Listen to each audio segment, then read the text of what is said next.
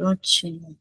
Bom, minha proposta hoje foi trazer o texto, a gente fazendo uma certa leitura do texto e já destacando os pontos que a gente vai achando importante. Como eu sei que nem todo mundo consegue ler o texto, às vezes é muito corrida, a rotina, e fica, às vezes, uns pedaços, né? São uns pedaços de alguma coisa que vai sendo colocada aqui, só algumas coisas que eu trago, e aí a intenção hoje foi trazer o texto para a gente ir pontuando. A partir do momento que a gente vai lendo junto, a gente vai tendo esses insights e pontuando também, né? Quem já leu o texto, ótimo, a gente fica também na leitura e vai, às vezes, abrindo outros insights, né? Então, o capítulo do livro que continua a interpretação dos sonhos é o capítulo 6, o trabalho do sonho. E aí, tá certo, Marcelo. E, então, nós vamos entender aqui, não dá para a gente fazer o capítulo inteiro, eu creio que a gente não vai conseguir fazer essa leitura do capítulo inteiro, então a gente vai onde a gente der. A proposta do grupo sempre foi abrir discussões sobre a teoria, né? Então, seguimos.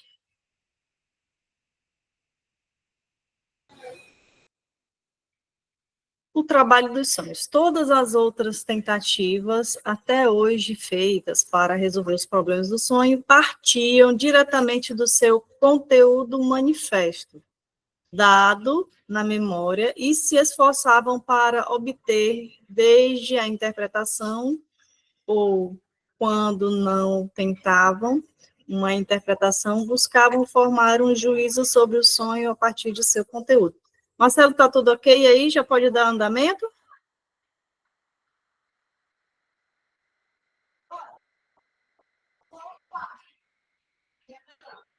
Somos os únicos a considerar, guardar uma seleção, somos os únicos a considerar algo diverso.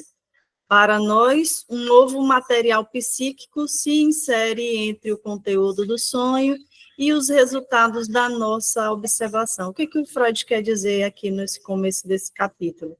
Ele vem dizer que antes o sonho era visto apenas como conteúdo manifesto. Lembra daqueles teóricos lá dos sonhos que sempre pegavam o conteúdo, o que era falado dos sonhos e interpretavam da maneira que eles acreditavam? O Freud vem dizer que o conteúdo manifesto aqui não é o mais importante. A tentativa de interpretação não é no conteúdo manifesto, mas no conteúdo, ótimo, Marcelo, no conteúdo latente. O conteúdo latente do sonho ou pensamentos oníricos obtidos por meio de nosso procedimento. É com base nestes e não no conteúdo manifesto do sonho que desenvolvemos a solução do sonho. Deixa eu sair aqui.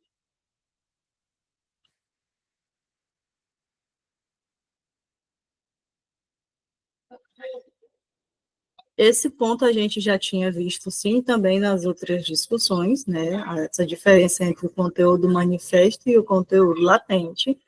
Mas, para refrescar, seguimos aqui. Por isso, deparamos com uma nova tarefa que antes não havia: pesquisar as relações entre o conteúdo manifesto do sonho e os pensamentos latentes e investigar os processos pelos quais estes se transformaram naqueles. É interessante esse ponto aqui, que a gente vai vendo esse esmiuçar do Freud.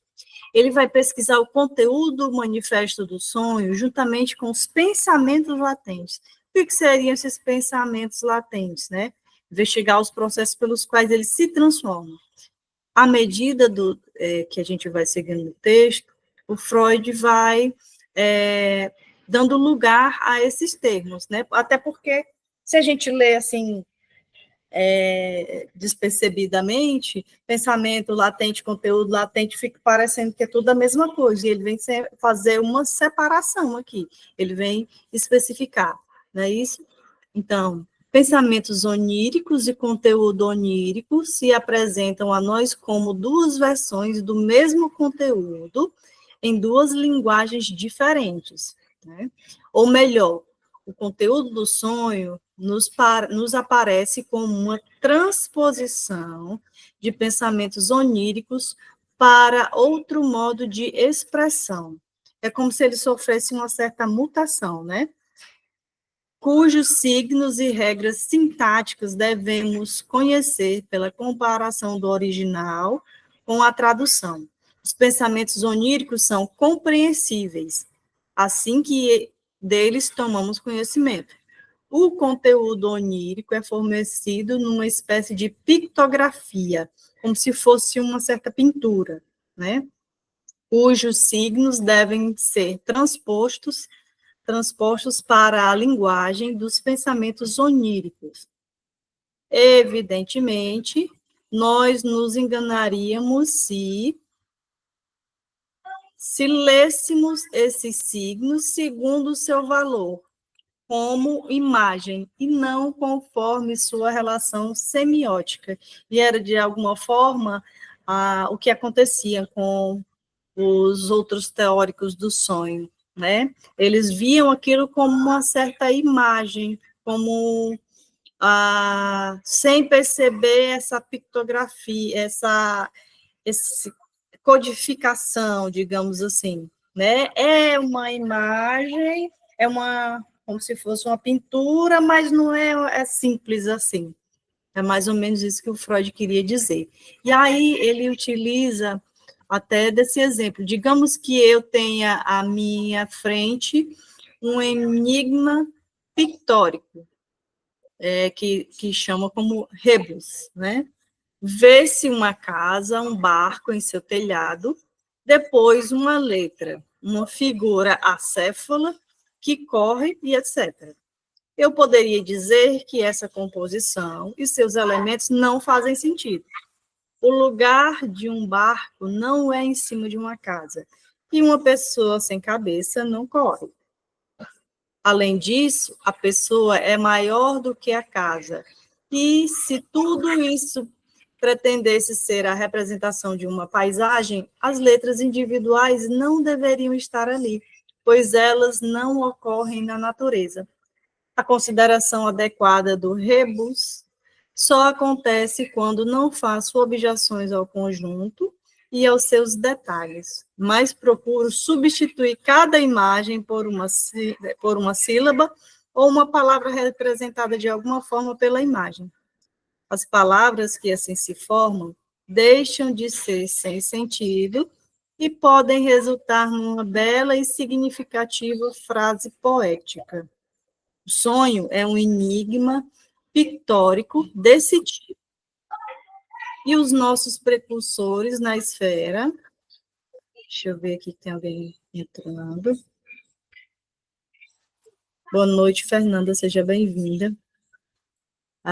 O sonho é um enigma pictórico desse tipo, e nossos precursores na esfera da interpretação dos sonhos cometeram o erro de interpretar o rebus como um desenho. Como tal, ele lhes parecia absurdo e sem valor. Marcelo, Maria, Fernanda, boa noite, seja bem-vinda. Marcelo, Maria, tudo bem, mas por aí? Querem comentar alguma coisa? Tá tudo bem, pode continuar aí. Tranquilo. É realmente um pouco confuso esses conceitos, né, que o Freud fica colocando. A minha versão aqui é outra daquela versão de bolso. Aí por isso que eu estou lendo aqui e estou acompanhando aí também, que algumas palavras também ajudam algumas palavras, né, sinônimos também, a organização das palavras trazem outro sentido ao texto dele. E aí eu ainda me confundo sobre essas questões, né, do conteúdo, do pensamento, conteúdo onírico, pensamento onírico. Aí tem o pensamento lá, pensamento onírico e pensamento latente, que é alguma coisa assim, né? E aí, essa dificuldade mesmo que eu vou tentando relacionar, mas no diálogo que eu vou aprender. Microfone.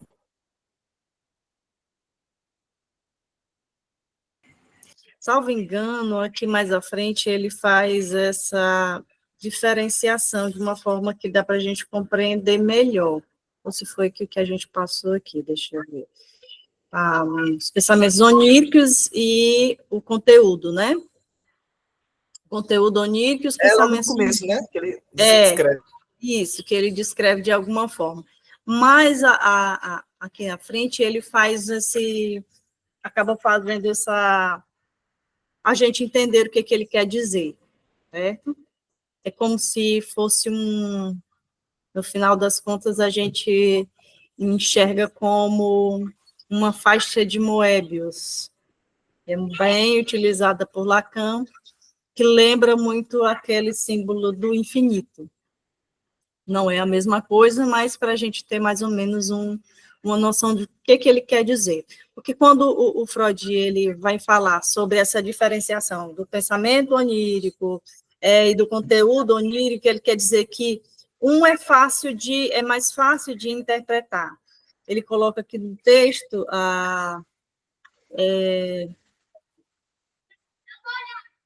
é impossível da gente chegar no seu significado total, né?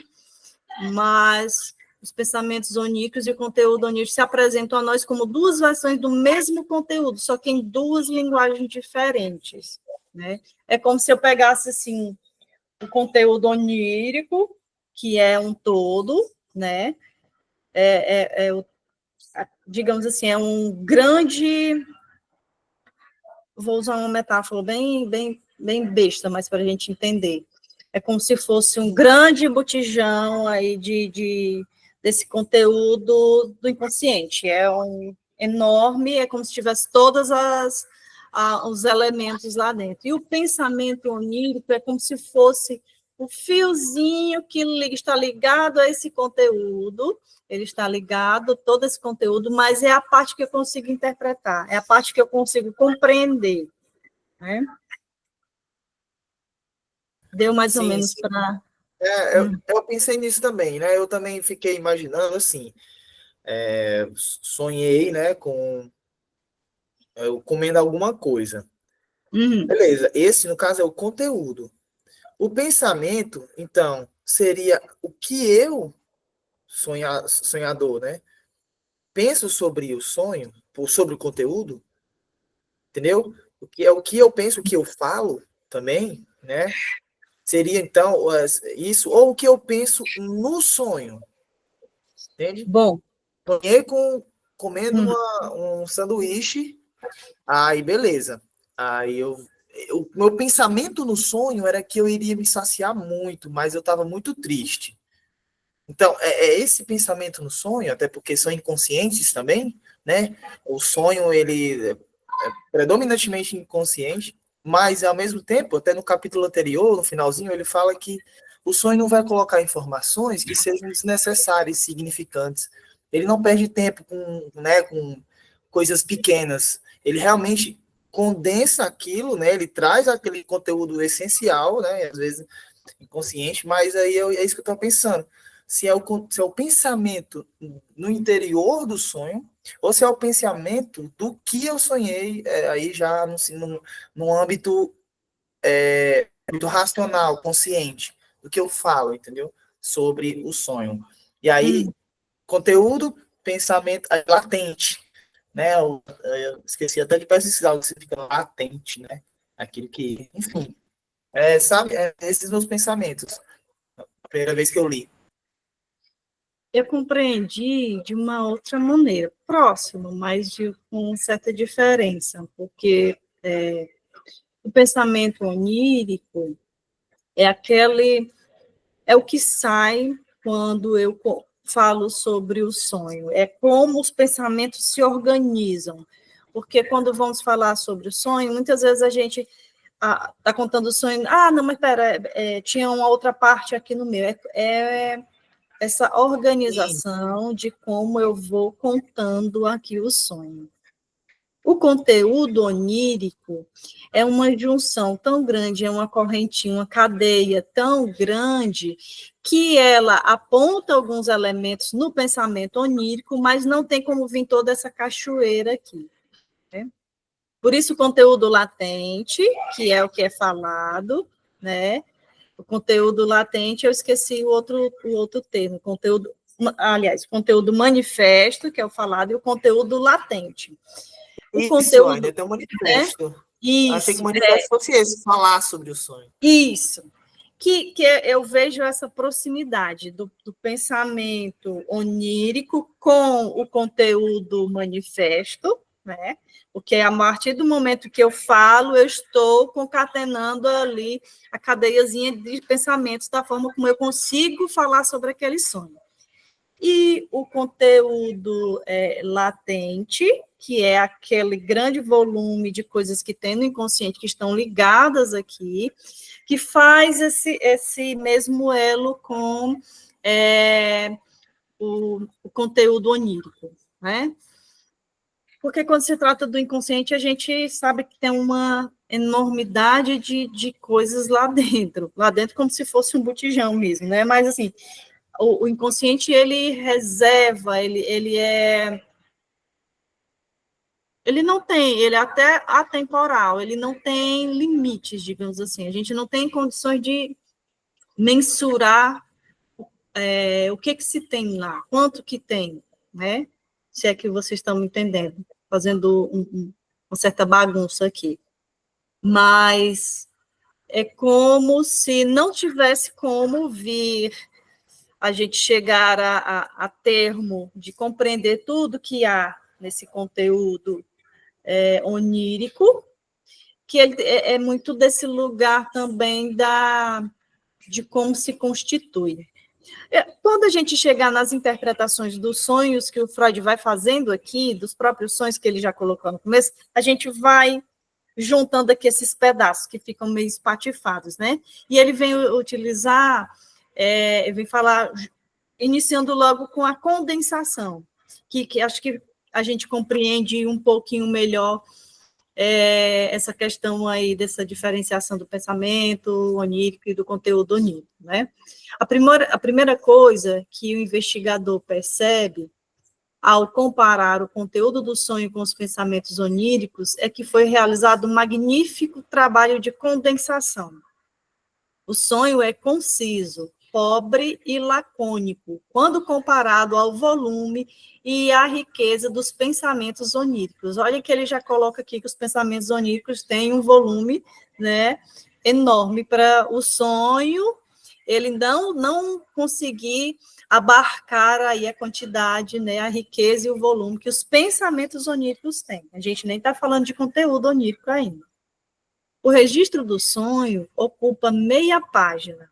A análise, que contém os pensamentos oníricos, exige um espaço 6, 8, 12 vezes maior.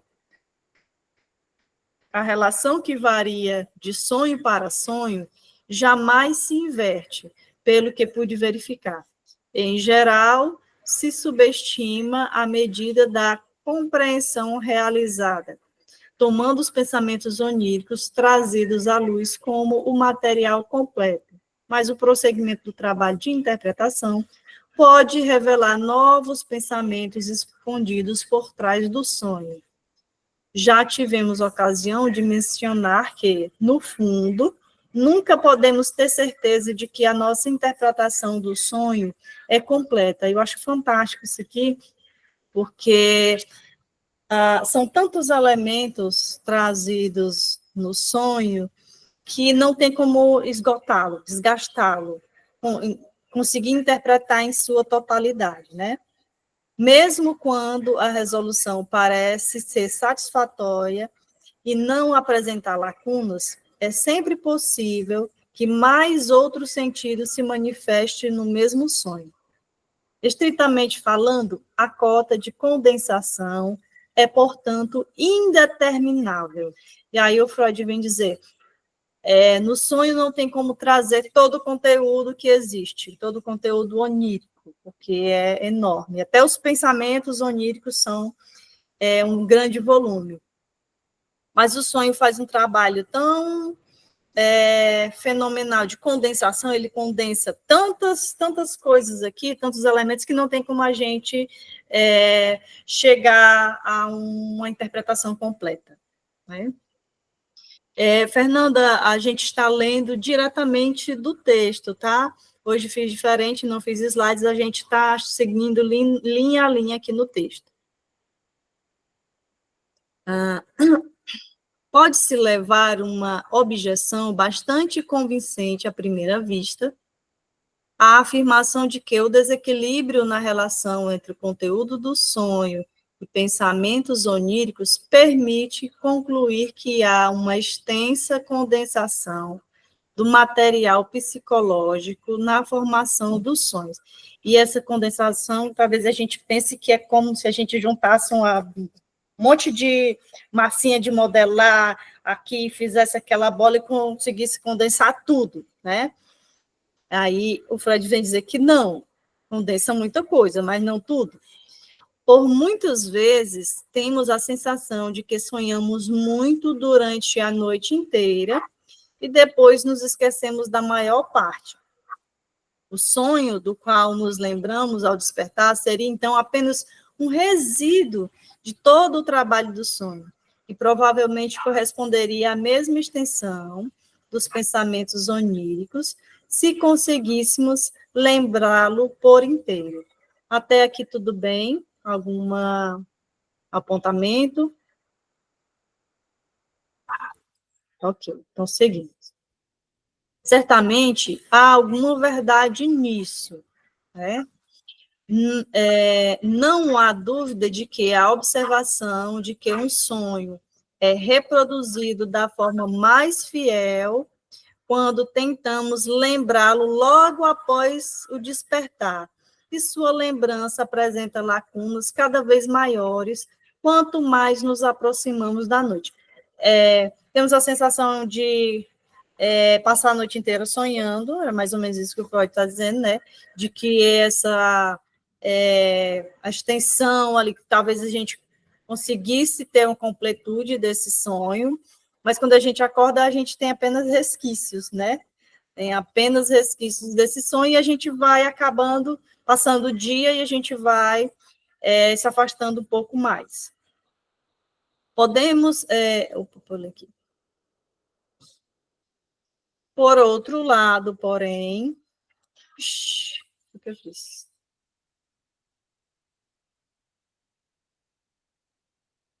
Por outro lado, porém, podemos ver que a sensação de termos sonhado, muito mais do que somos capazes de reproduzir, se baseia frequentemente numa ilusão, cuja origem será explicada adiante.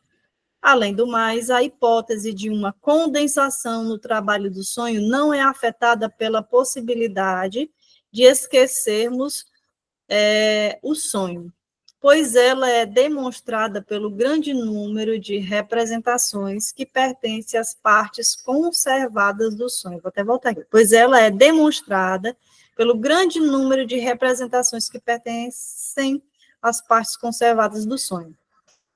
Caso grande parte do sonho tenha, de fato, se perdido para a lembrança, isso apenas nos impede o acesso a outra série de pensamentos oníricos. O sonho não se perde, a gente que não lembra conscientemente dele, né? O pensamento onírico, ele continua lá, o seu inconsciente continua lá, com todas as suas correntinhas. Supor que as partes esquecidas do sonho se refeririam apenas aos pensamentos que conhecemos por meio da análise das partes conservadas é uma expectativa injustificável. Acho que o Freud quer dizer que, com essa frase, supor que as partes esquecidas do sonho se refeririam apenas aos pensamentos que conhecemos por meio da análise das partes conservadas é uma expectativa injustificável. Como é que vocês entendem essa frase? Vou repetir. Supor que as partes esquecidas do sonho se refeririam apenas aos pensamentos que conhecemos por meio da análise das partes conservadas é uma expectativa injustificável.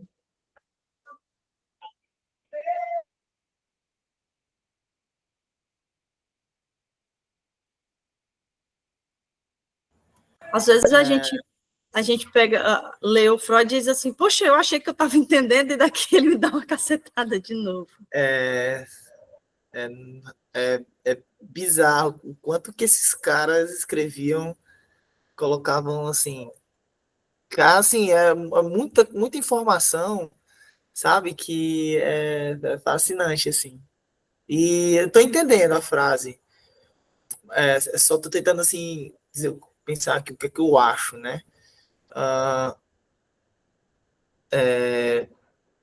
Supor que as partes esquecidas do sonho, né?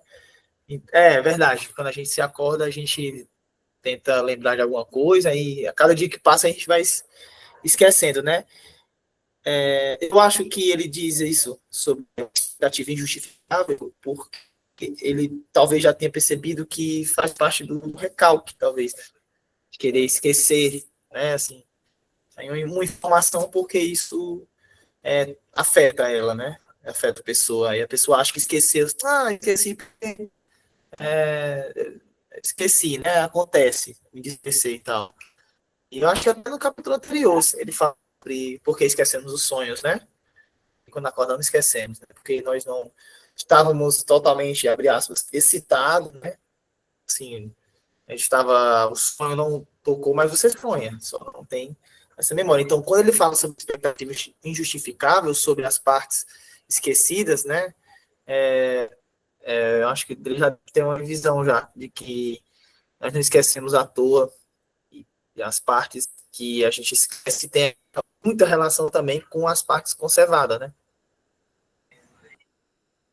Isso, Marcelo. E assim, quando a gente chegar na análise que ele faz de um sonho, a gente vai entender essa frase que ele coloca aqui, né? Porque quando ele diz supor que as partes esquecidas do sonho vão se referir apenas aos pensamentos que conhecemos na análise, né, das partes conservadas, ou seja, achar que o que veio na análise e aquelas partes que foram esquecidas, elas não vão se referir, é injustificável, porque é uma montagem de Lego tão interessante que ele faz aqui do sonho, que eu acho que é mais ou menos isso que ele quer dizer.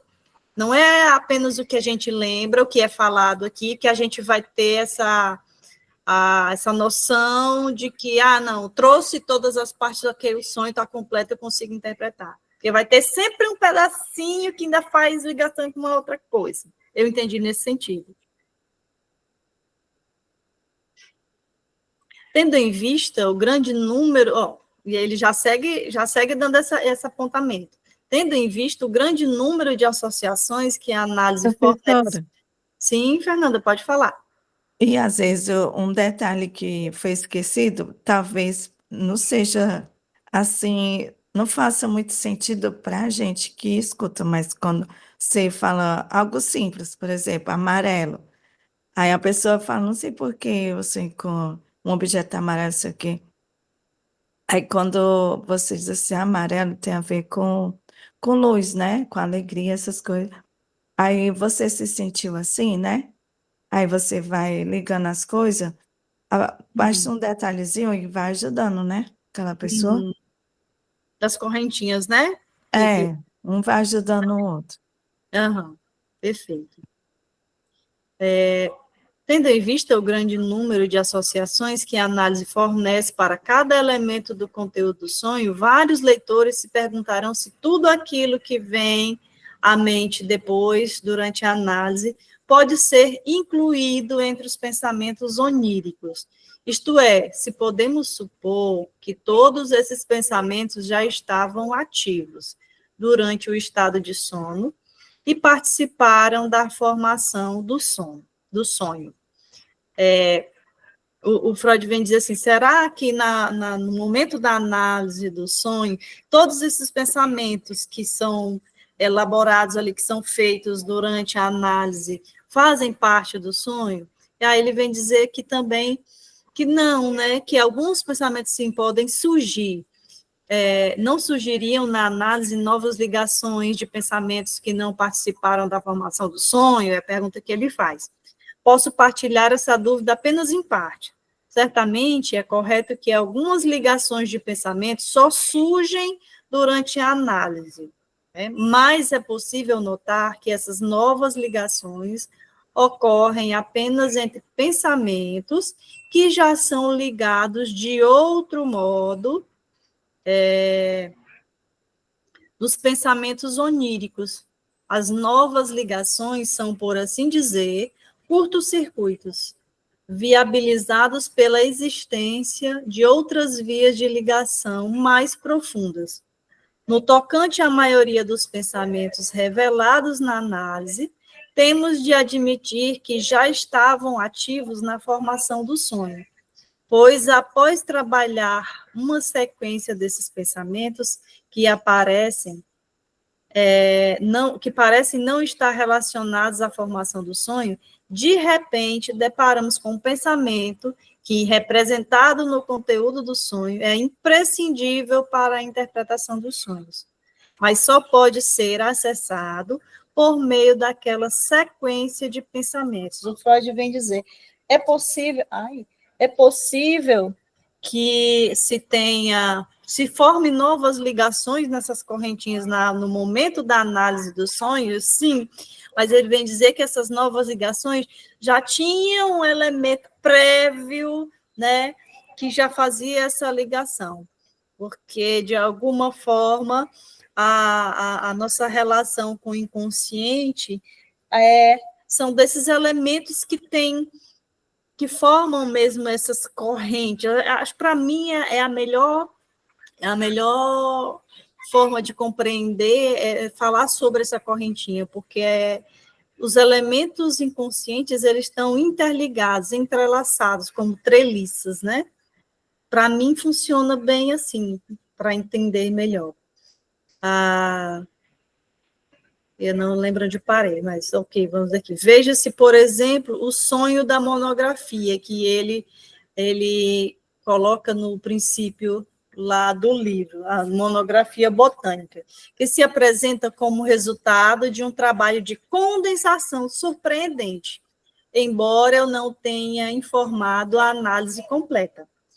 Como, então, devemos imaginar o estado psíquico durante o sono que precede os sonhos? Todos esses pensamentos oníricos existem simultaneamente, ou transcorrem em sequência, ou várias linhas simultâneas de pensamentos são formadas em centros diferentes e depois confluem. É uma pergunta, será que esses pensamentos já existem simultaneamente, ou transcorrem em sequência, ou várias linhas simultâneas de pensamentos são formadas em centros diferentes e se confluem, né?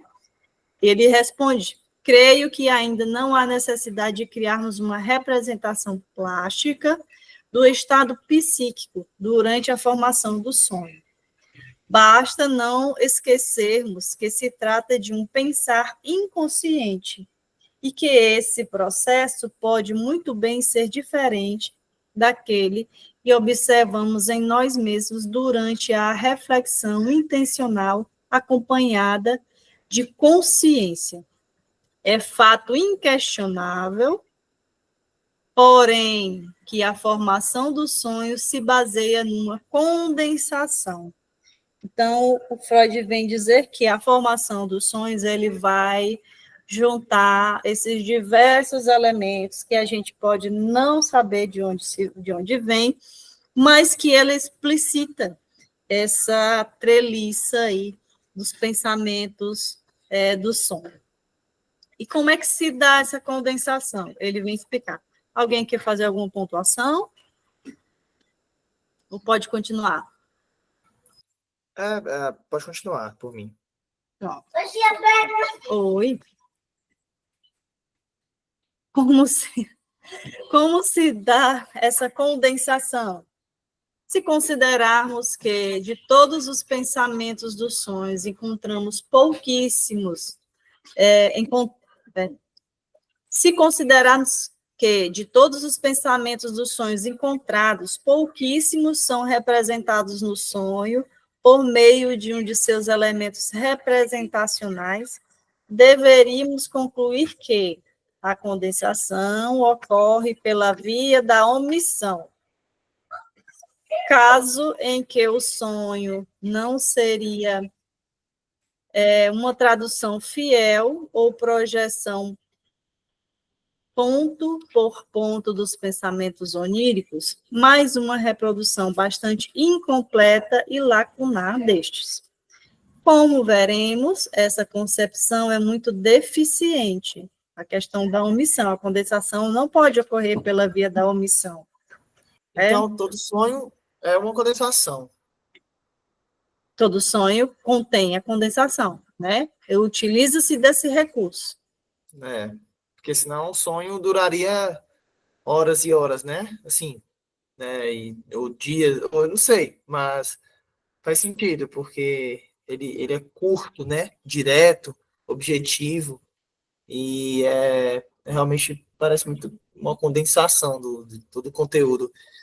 E outro fato também interessante que o Freud levanta aí, porque é difícil a gente pensar como se fosse inconsciente. Tipo, né, no sonho, assim, a gente não tem como pensar, né? Depois que acontece, aí a gente pode ter essa reflexão intencional, guiada, né? Consciente, né? Mas inconscientemente a gente não consegue pensar. É muito, muito fascinante. É fascinante, exatamente. E é interessante porque, ao mesmo tempo, o sonho ele pode utilizar de vários recursos, porque nós estamos falando da condensação, e ainda tem o deslocamento, que no próximo ele também vai colocar isso, de como é que isso acontece. Que a condensação, além de condensar, para a gente não passar realmente a noite inteira sonhando, ele pega assim, um grande volume de coisas e junta, né? Junta, às vezes, em uma palavra, 3, 4 significantes, né? E aí condensa tudo, e você sonha, quando acorda achando que é uma coisa, e numa análise muito bem feita, uma palavra só vai desencadear aí um monte de coisa. É maravilhoso. É E aí, intrigante. tudo condensado, e ainda algo se desloca de uma coisa para outra, e ainda acontecem distorções dentro disso. Realmente é complexo o sonho, uma frase, um sonho, uma frase, né, como ele falou, vira 6 vezes, 10 vezes maior numa análise. Esse sonho da monografia botânica, né, é engraçado, é muito interessante. Muitos sonhos ele analisa realmente descritivamente, né, o que o paciente falava e tudo, mas aí, tem tantos processos aí, né, o sonho já é uma distorção, a gente ainda esquece, ainda condensa, a gente ainda desloca algumas informações, né. Ele teve um trabalho e tanto, velho, para escrever isso aí, viu? Porra. E eu estava vendo recentemente, em algum vídeo sobre psicanálise, cara, o Freud descobriu o inconsciente, que quando ele lança realmente a questão do inconsciente aqui e os caminhos para o inconsciente, né, as formações do inconsciente, quando ele lança esse livro, A Interpretação dos Sonhos. Cara, a partir da análise do sonho, ele descobrir isso, o inconsciente, o caminho para ele, né? As formações que o inconsciente se utiliza para se manifestar. É muito interessante, é muito legal. Como veremos, essa concepção é muito deficiente, né? Mas vamos nos basear nela inicialmente e colocar a seguinte questão. Se poucos elementos dos pensamentos oníricos conseguem chegar ao conteúdo dos sonhos, que condições determinam a seleção? Isso é interessante. Sim, é verdade. Que acho que ele vai falar sobre o conteúdo infantil, né? Enfim, algo desse tipo aí.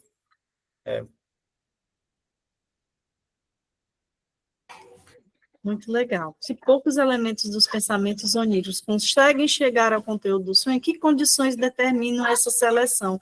O que é que faz a gente selecionar, né? Com essa condição, né? Por que que eu condenso marmita com frango assado e com vestido de noiva, né? Um exemplo, tudo quais são os elementos que vão proporcionar essa condição, esse entrelaçamento?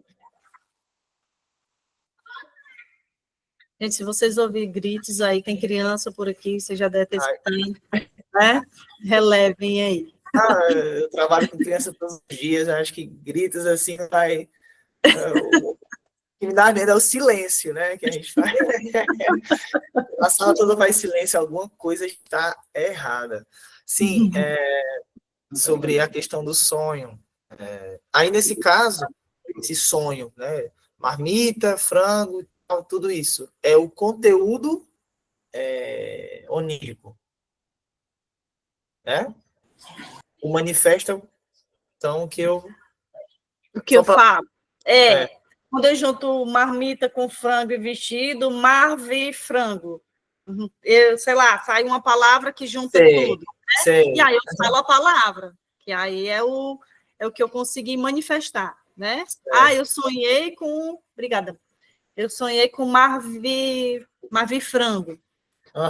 E aí o conteúdo onírico, conteúdo que realmente que é o latente, por que se encadeou aqui, quais foram as condições, acho que é o que faz essa outra parte, né? Que a gente nesse sonho aí, por exemplo, ele vê a palavra científica de uma planta, né? Aí, ele disse assim, como é que eu me lembro disso aí? O que tem a ver? Aí, foi um dia que eu fui na casa de um amigo meu, e aí eu passei assim, ele ia fazer uma apresentação, e ele falou sobre esse artigo, que é essa monografia. Aí, no outro dia, eu sonhei apresentando um trabalho para um bocado de gente, entendeu? Aí é muito interessante, que acho que a memória, né? Aí já entra também aquele capítulo da memória no sonho. Perfeito, exatamente, Marcelo. É muito legal. Deixa eu ver aqui com a extensão, que ele vai falar justamente agora sobre o sonho dessa monografia botânica, se dá tempo a gente entrar aqui nela. A gente começa, e caso não consiga concluir, que o tempo também está chegando aqui, a gente, no próximo, a gente conversa mais sobre ele, né? O sonho da monografia botânica, que foi comunicado na página 204. Conteúdo do sonho, que ele vai colocar aqui, né? E olha aí, o conteúdo do sonho, conteúdo manifesto. Escrevi uma monografia sobre uma planta de espécie indeterminada. O livro está diante de mim, estou abrindo uma página com uma ilustração colorida dobrada. O exemplar contém um espécime de planta. Nesse sonho, o elemento que mais chama a atenção é a monografia botânica. Ela provém das impressões do dia do sonho. Eu realmente tinha visto na vitrine de uma livraria uma monografia sobre o gênero dos ciclames. O sonho não menciona esse gênero. Nele restaram apenas a monografia e a relação com a botânica. E aí, aqui, eu lembrei da Adriana, que sempre perguntava se as coisas do sonho também tinham acontecido durante o dia, né? E aí o Freud vem dizer aqui, eu vi realmente uma monografia, mas por que essa monografia, ela surgiu aqui nesse meu sonho, né? Então, partes do que foi vivido naquele dia, sim, entram, mas eles entram com sentido, né?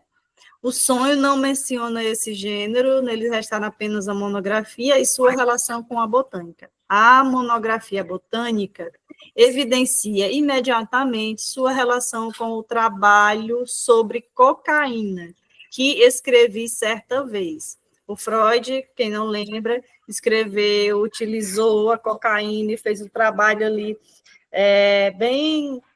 ele estava bem encantado com a questão da cocaína, né? Até que ele se deu conta de que realmente não era assim essa Coca-Cola toda. A ligação de pensamentos que vai da cocaína à publicação festiva e a determinadas ocorrências no laboratório de uma universidade e também ao meu amigo, oftalmologista, doutor Konigstein, eu acho que é isso, com o Marcelo, que é bom aí com essas palavras difíceis, né? É alemão, ou aí tem esse O aí, com 2 acentos. Não me engano, acho que é com mesmo, é nasal mesmo. Konigstein. Konigstein, que contribuiu para o emprego da cocaína. Então, esse doutor Konigstein se vincula, além disso, à lembrança da conversa interrompida que tive com ele na noite anterior. Então, entra a questão da cocaína, da monografia, do texto que ele escreveu, e aí aqui a gente está nem na metade ainda desses elementos que vão aparecendo aqui, né? A lembrança da conversa que ele teve lá. Pronto. Essa conversa é o verdadeiro instigador atual do sonho. A monografia sobre ciclames também é uma atualidade, mas de natureza indiferente, como vejo a monografia botânica do sonho, exerce função de algo em comum e intermediário entre as duas vivências do dia, tomada da impressão indiferente sem alterações e ligada à vivência psiquicamente relevante por meio de numerosas associações. Né?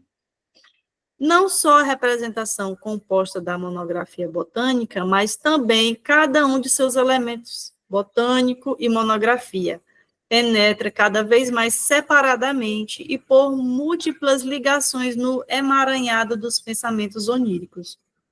O botânico se relacionam às recordações da pessoa do professor Gartner, né, o jardineiro, e sua esposa Florescente, que também faz parte dos sonhos que ele colocou aqui.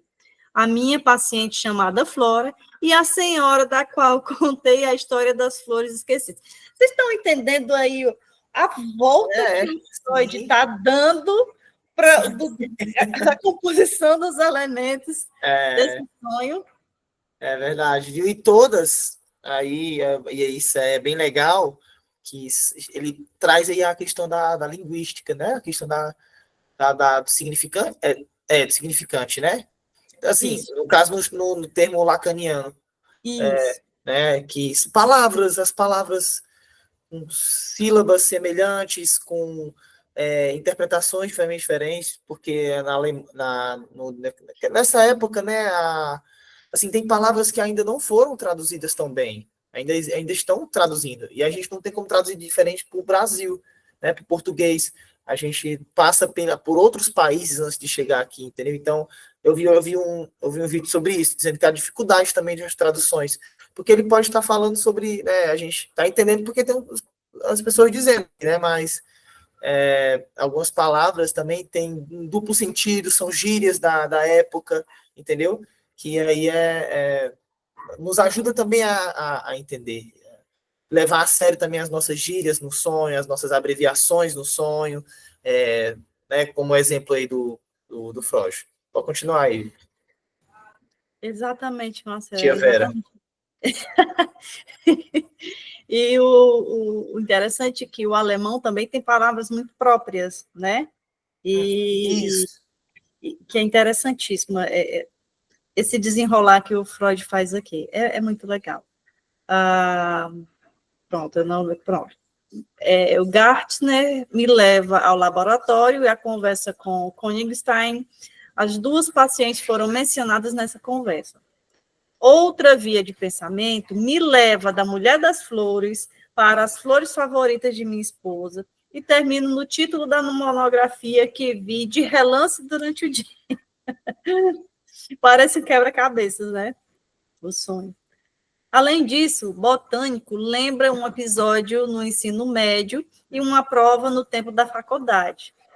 E um novo tema que foi tocado durante a conversa, meus passatempos preferidos, se vincula por intermédio da minha jocosamente chamada flor preferida, a alcachofra, a série de pensamentos que parte das flores esquecidas. Por trás de alcachofra se esconde, de um lado, a lembrança da Itália, e, por outro, a de uma cena da infância, que deu início ao que veio a se tornar meu relacionamento íntimo com os livros. E aí eu vou parar aqui para falar sobre uma coisa que me ocorreu. Quando o Freud vem trazendo todos esses elementos aqui do que ele... Porque ele se analisou sozinho, né? Ele analisou os próprios sonhos, analisou os sonhos dos seus pacientes. E aí, como é que a gente aplica isso na clínica? Como é que a gente vai fazer isso aqui na clínica, na interpretação de um sonho? O Freud, ele pega cada elemento, ele pegou aqui cada elemento e foi fazendo as ligações que ele possível. E o que é que liga isso aqui? Aí ele ligou a flor favorita da esposa com a questão da monografia, da alcachofra e tal. Na clínica, como é que a gente vai ajudar o paciente a interpretar o seu sonho? Que o paciente que interpreta, né? A gente ajuda ele. Estou contando o sonho que fala em girassol. E a gente tenta fazer o paciente fazer essas próprias ligações. Mas girassol? E quando você pensa em girassol, o que aconteceu na sua vida que teve relação com girassol? Ou quando você pensa em girassol, o que vem primeiro à sua cabeça, né? Esses elementos, eles vão, de alguma forma, fazer essa ligação. O paciente vai fazer essa ligação, que vai surgir. Não tenho, né? Girassol, não me lembro, não. Mas a cor amarela é uma cor que, sei lá, minha mãe gostava muito de usar. E olha, vai aparecendo, né? É isso que o Freud faz aqui, só que com o próprio sonho dele. Ele vai fazendo essas ligações. E essa que é a sacada, né? Cara, é genial. Cara, é genial. E eu vou marcar aqui, infelizmente não dá. Pudesse a gente passava a noite inteira falando por mim, conversando sobre esse livro, mas a gente vai parar nesse ponto e a gente segue posteriormente, né? Se vocês tiverem gostado, a gente pode continuar nesse mesmo formato, lendo e conversando, né? Ou senão a gente volta ao formato lá dos slides, aí vocês podem colocar a votaçãozinha lá no grupo, dizer, eu prefiro assim, eu prefiro assado. Aí a gente continua, tá certo? E pode variar também, pode usar um dia sim, outro também. não. Também depende da disponibilidade, né, do seu tempo também de organização. Entendeu? Se não der certo, assim, essa leitura também é muito boa, né? A gente está fazendo leitura conjunta, reflexões, aí pegando os exemplos, né? A escrita do Freud, né? Se adaptando, né? Também é bonita a escrita dele, mas a gente precisa ficar repetindo o texto algumas vezes, né? Para poder massificar os conceitos e a poética. Ótimo. Fernando. Olha, eu queria só compartilhar algo assim sobre o sonho, né? Que eu assisti um documentário que é da Guerra do Vietnã. E, tipo, os soldados, né, quando voltavam da guerra, eles tinham sempre sonhos, né, do que eles passaram lá, né? E às vezes eles acordavam, um deles, no relatório, um deles acordou, tipo, e ele estava enforcando o irmão dele, achando que estava lá na guerra. E achando que o irmão dele era um dos inimigos, né? Esse documentário é muito interessante. Aí, quando eu assisti, eu comecei a lembrar, né, do livro, né, de Freud dos Sonhos. E quando eles vinham da guerra, eles passavam por análise, né? A maioria deles, grande maioria. E aí eu acho, se eu não me engano, que foi na Primeira Guerra ou foi na Segunda Guerra, né? Que foi usado os ensinamentos de Freud. Não estou lembrando bem. Fernanda, que ótimo que você trouxe esse apontamento, porque é justamente nesse ponto em que o Freud, de certa forma, voltou atrás na fala que ele fala nesse livro, no que ele escreve sobre esse livro, sobre os sonhos serem a realização de um desejo. E aí, justamente por conta desses soldados que ficaram com essa sequela, digamos assim, da guerra, né, desses sonhos, de ficar repetindo muitas vezes esses sonhos de estar na guerra. E aí o Freud vem dizer assim, os sonhos, sim, são caminhos para a realização de um desejo, mas também a tentativa de alguma forma, elaborar algo que não foi elaborado, é como se tivesse sido indigesto, né, para esses soldados, passar por todo aquele estresse, e aí a mente fica retomando isso em sonhos para uma tentativa de elaboração, para uma tentativa de compreensão, de fazer, até porque os sonhos são formações do inconsciente. Quais são as formações do inconsciente? Os sonhos, os xistes, né? Os sintomas, atos falhos.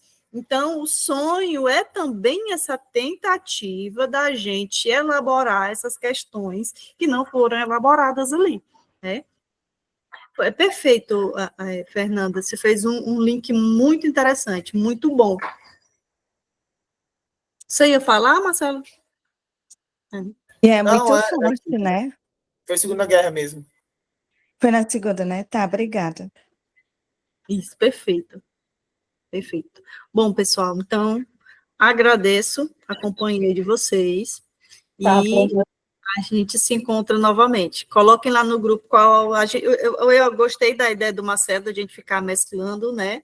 Mas a intenção de trazer essa leitura linha a linha é porque muitas vezes, às vezes, eu me sentia que trazendo apenas os meus apontamentos, e muitas vezes vocês até se retraíam, talvez, um pouco de colocar os seus apontamentos. Acho que na linha a gente vai tendo esses insights já colocando nesse momento, né?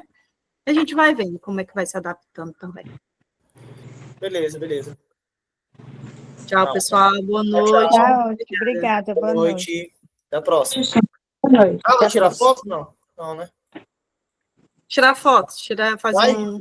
Não sabe. Agora, deixa eu ver se eu consigo tirar aqui, eu acho que não. Faz aí, você consegue? Pronto. Prepara. Tirei. Pronto. Vou botar Obrigada, na... Valeu. tá ótimo, perfeito. Tchau, tchau.